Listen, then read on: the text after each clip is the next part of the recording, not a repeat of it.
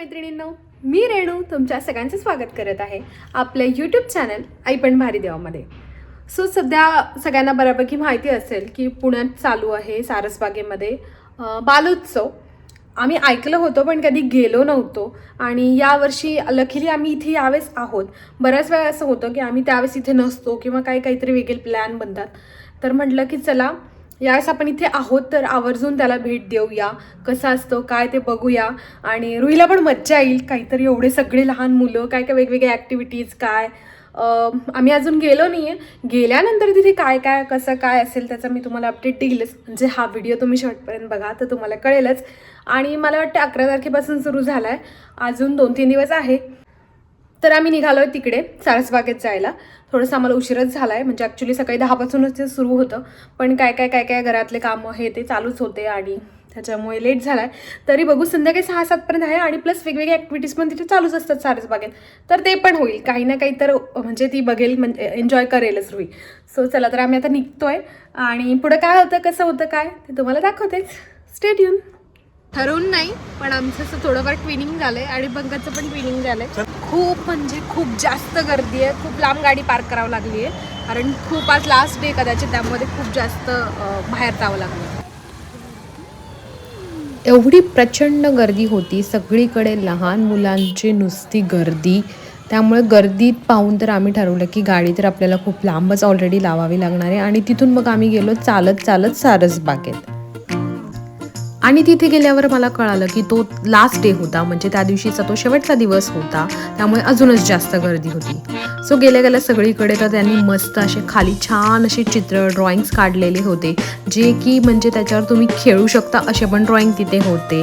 म्हणजे like टिपऱ्या ABCD 1 2 3 4 असे वेगवेगळ्या टाईपचे आणि वेगवेगळे कार्टूनचे पण होते, जे की मला खरंच खूप इंटरेस्टिंग वाटलं आणि वेगळं काहीचं वाटलं. म्हणजे जागेचा खूप छान उपयोग तो केलेला होता आणि असे वेगवेगळे टॉईज पण होते ज्यात तुम्ही खेळू शकता. म्हणजे रुईच्या एजसाठी हे परफेक्ट होतं खेळायला. सो ते तिने खूप जास्त एन्जॉय केलं आणि असे बऱ्याच ठिकाणी ते लावलेले होते, म्हणजे गर्दी खूप होती त्यामानाने भरपूर होते. आणि तिथे लाईव्ह प्रोग्राम पण चालू होते, जे सकाळपासून ऑलरेडी चालू होते आणि वेगवेगळ्या टाईमला वेगवेगळे प्रोग्राम. पॅरेंटला पण वेगवेगळे लेक्चर्स वगैरे तिथे भरपूर काही चालू होतं. यावेळेस ती त्यांची थीम होती लेस स्क्रीन मोर प्ले. त्यानुसार त्यांचे वेगवेगळे ॲक्टिव्हिटीज, वेगवेगळे गेम्स तिथं प्लॅन केलेले होते आणि एक गेम बऱ्यापैकी 2 ते 3 ठिकाणी पण होता, म्हणजे लहान मुलांना सगळीकडे जाता येईल. हे पण ड्रॉइंगवाला सेक्शन होता. आय थिंक हे फर्स्ट डेला सगळ्यांनी तिथे ड्रॉ केलं असेल आणि नंतर मग असं त्यात बघू शकता असं असणार. सो रुईनी पण ते छान एन्जॉय केलं. बऱ्यापैकी तिथे काही स्टिकर्स लावणे किंवा पॉमचे गेम्स, असं बरंच काय वेगवेगळं होतं. अँड मेन म्हणजे या गेम्स थ्रू, म्हणजे लहान मुलांना तर गेम्स, बट मोठ्यांसाठी पण तिथे बरंच काही इन्फॉर्मेटिव्ह गोष्टी लावलेल्या होत्या, की जे काही पॅरेंट्स आहेत त्यांना पण सगळ्या गोष्टी माहीत व्हाव्यात. म्हणजे काय मिथ आहे, काय ट्रू, काय फॉल्स, सगळं काही आपल्याला कळावं अशा पण तिथे वेगवेगळ्या गोष्टी लावल्या होत्या, जे खरंच युजफुल वाटलं. अजून बरेच काही ॲक्टिव्हिटीज होत्यात, पण त्यासाठी रुही थोडीशी लहान आहे, म्हणजे रुही हे सगळं करायला अजून तिला ते जमलं नसतं, म्हणून मग ते काय आम्ही केलं नाही, फक्त तिला ते दाखवलं. तिला जे जमत होतं डान्स वगैरे त्या सगळ्या ठिकाणी आम्ही तिला नेलं.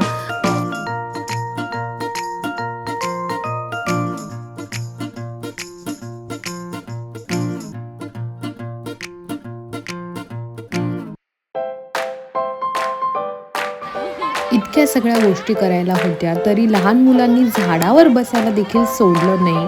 त्यांनी त्याही गोष्टीचा खूप चांगला यूज करून घेतला, म्हणजे तिथेही चढत होते आणि ते रुहीलाही त्या झाडांवर चढायचं होतं, म्हणून तिची पण इच्छा पूर्ण केली.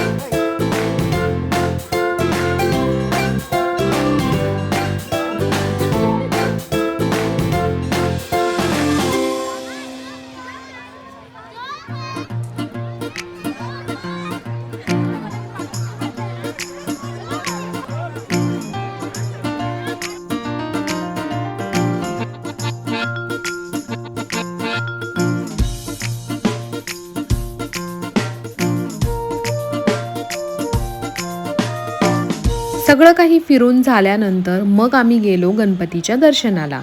सो सारसबागेत आलं आणि दर्शन घेतलं नाही असं तर होऊ शकत नाही. सो दर्शन घेतलं आणि मग आम्ही तिथून निघालो होतो. पण रुईला त्या गार्डनमध्ये जायचं होतं आणि तिथेही तिला खेळायचंच होतं. म्हणून मग परत आम्ही तिथे शेजारी असलेल्या गार्डनमध्ये गेलो, कारण तिथे खूप सारे मुलं होते.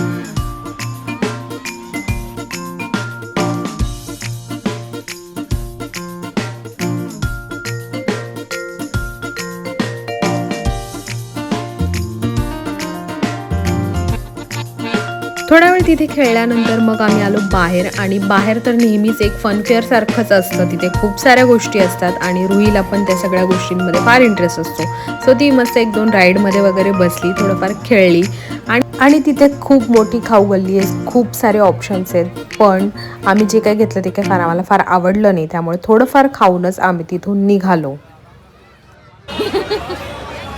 कुठे बलून कोडी कुठे लावलाय ग बलून? सोड तुला लटकून टाकलाय माझं. चला. सो आता आम्ही आलो घरी. बऱ्यापैकी तिथे उशीर झाला होता आणि मला माहीत नव्हतं की आमचा जो आज आम्ही गेलो तो लास्ट डे होता. तर त्यामुळे खूप जास्त गर्दी होती आणि वीकेंड पण होता.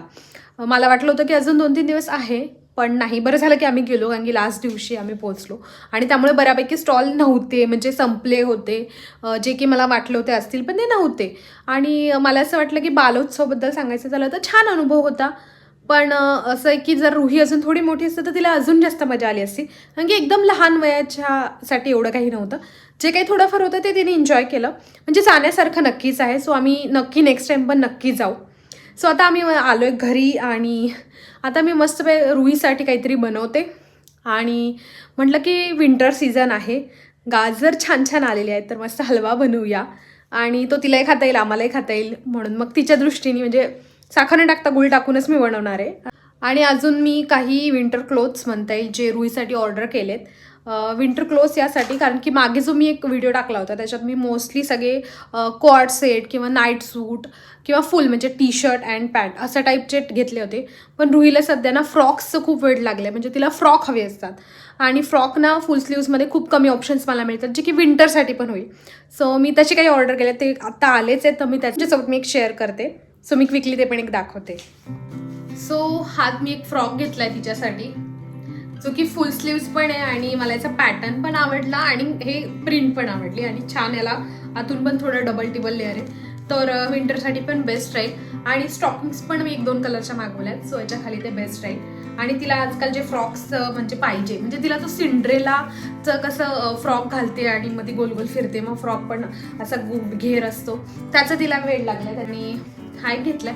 हा ॲक्च्युली मला वाटलं होतं वेल्वेटमध्ये येईल, पण वेल्वेट नाही आलाय.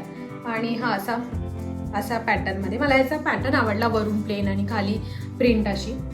सो हा एक घेतलाय. त्यानंतर एक हा नाईटला पण घालता येईल आणि घरात डेली पण घालता येईल, म्हणून असं एक क्यूटचा हा फ्रॉक सारखा पॅटर्न आहे, फक्त पण मोठा आहे असा. सो हे असं घेतलाय. अजून 1-2 आहेत जे आले नाही आहेत, तर नाईट ड्रेस होते ते 2-3 तशा टाईपचे, पण ते अजून आले नाही आहेत. हा असा एक फ्रॉक, याच्या खाली एक स्टॉकिंग आहे पिंक कलरची, ती घेतली. पिंक स्टॉकिंग पण आली, सो मला ते पण घ्यायचे होते, म्हणून मग मी तसं त्या पद्धतीने ऑर्डर केलं. अजून मी हे गेम घेतला तिच्यासाठी पझलवाला. सो आम्ही आता थोड्याच दिवसात ट्रॅव्हल करणार आहोत, म्हणजे सांगेलच मी पुढं की आम्ही कुठे चाललो आहे, काय कसं, म्हणजे गावाला जाणार आहोत बऱ्याच दिवसांसाठी वगैरे. तर म्हटलं की तिला, सो त्यासाठी मी एक पझलचा सेट घेतलेला आहे, ते मी नंतर ओपन करून पुढच्या व्हिडिओमध्ये दाखवते. सो इझी आहे तिला करता येण्यासारखा, म्हणून आम्ही ट्रॅव्हलमध्ये म्हणून हा घेतलेला आहे. A few moments later. मग अशी म्हटल्याप्रमाणे मी गाजरचा हलवा बनवायला घेतला आणि जसं मी बनवायला सुरू केलं तसं रुहीने एक येऊन ते गाजर घेऊन खात बसली. तर मग मी घेतलं ते गाजर किसायला, जे की मला बिलकुल आवडत नाही, कारण त्यात खूप वेळ जातो आणि मग ते खूप कंटाळा पण येतो. पण यावेळेस गाजर कमी होते आणि मला ना ते मिक्सरमध्ये काढलेला हलवा आवडत नाही, कारण तो खूप असा लगदा झाल्यासारखं होतो आणि दिसायला पण छान होते, म्हणून मग मी नेहमी किसूनच घेते. सो किसून घेतले, कढईमध्ये छान तूप टाकून घेतलं, त्यामध्ये टाकला गाजर जे किसून घेतलं होतं. 5 मिनटं व्यवस्थित तुपामध्ये परतून होईपर्यंत म्हटलं की चला आपण ड्रायफ्रूट कट करून घेऊया. हे माझ्याकडे ड्रायफ्रूट कटर नाही ॲक्च्युली पीलर आहे, ज्याच्यामध्ये ड्रायफ्रूटने एकदम पातळ पातळ स्लाईसमध्ये पील होतात आणि ते तोंडात पण येत नाही, जे रुहीला आवडत नाही मध्ये मध्ये आलेले, म्हणून मग मी यांनी छान पील करून घेतले. आणि मला ना एक नवल वाटतं की ह्याच्यात हे असा मिरर का बरं दिला असेल ना, ह्या गोष्टीचं मला खरंच आश्चर्य वाटतं. म्हणजे मी विचार करत होते की हे का दिलं असेल. त्यानंतर भरपूर दूध टाकून घेतलं, म्हणजे छान दुधामध्ये असा खवासारखं ते खूप सारं आटवू दिलं आणि त्यात मग टाकली गूळ पावडर 2 ते 3 चमचे आणि जे ड्रायफ्रूट मी कट केले होते ते. आणि मी अजून एक गोष्ट टाकते म्हणजे मनुके, त्याच्यामुळे ना स्वीटनरची जास्त गरज पडत नाही आणि मनुक्यांनी ते सगळं बॅलन्स होतं. सो असा मस्त हलवा रेडी झाला आणि गरम गरम ट्राय केला, खरंच खूप छान झालेला.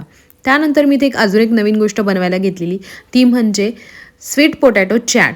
तर याची पूर्ण रेसिपी हवी असेल तर मला तुम्ही कमेंट करून विचारा, मी त्याची पूर्ण रेसिपी शेअर करेल. सो हे मस्त हेल्दी चाट मी बनवलेलं आणि त्यासोबतच बनवलेला हलवा. सो हे मस्त कॉम्बिनेशन झालेलं आणि हे चाट खरंच खूप छान लागत होतं. सो हा व्हिडिओ मी आता इथेच एंड करते. कसा वाटला व्हिडिओ ते मला कमेंट करून सांगायला विसरू नका. भेटूया आपण नेक्स्ट व्हिडिओमध्ये. तोपर्यंत तुमचं आई पण आणि बाई पण. थोडी एन्जॉय करा. बाय.